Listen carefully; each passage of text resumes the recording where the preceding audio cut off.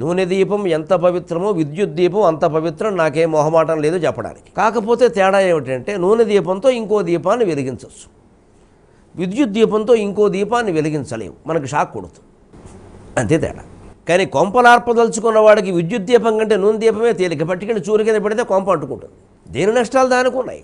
నూనె దీపం పవిత్రం, విద్యుత్ దీపం అపవిత్రం ఉండడం చాలా పొరపాటు. అంటే దీపం జ్యోతి పరం బ్రహ్మ అని ఎలా నమస్కారం చేస్తున్నామో ఎడిసనాయ నమః ఎడిసనాయ నమః అని కూడా నమస్కారం చేయాలి. ఎంత మహానుభావుడండి ఎడిసన్. కోప పేలిపోయిందండి ఆయనకి కనిపెడుతుంటే. రైల్లో కూర్చుని ఏదో ప్రయోగం చేస్తుంటే గింటి పారేశారు రైల్లోంచి. పట్టాల మీద పడ్డాడు మహానుభావుడు. శాస్త్రజ్ఞుల జీవిత చరిత్రలు చదివితే కడుపు తరుక్కుపోతుంది. అందుకే మ్యాథ్స్, ఫిజిక్స్, కెమిస్ట్రీ చెప్పే ఉపాధ్యాయులు, బాటనీ, జువాలజీ చెప్పేవారికి నమస్కారం పెట్టి కోరుతున్నా.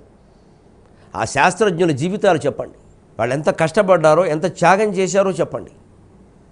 పిల్లల్లో వారి పట్ల గౌరవం పెరుగుతుంది, మరింతమంది శాస్త్రవేత్తలు తయారవుతారు. ఈ దేశంలో సన్యాసులు తయారైనంతగా శాస్త్రవేత్తలు తయారవట్లా. శాస్త్రవేత్తలు తయారు కావాలి. వేదాంతం కూడా శాస్త్రం. వేదాంతం అనేది శాస్త్రం అండి.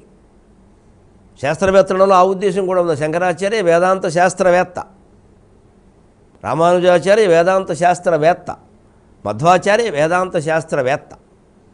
వీళ్ళు కేవలం భక్తులు కాదు, శాస్త్రవేత్త.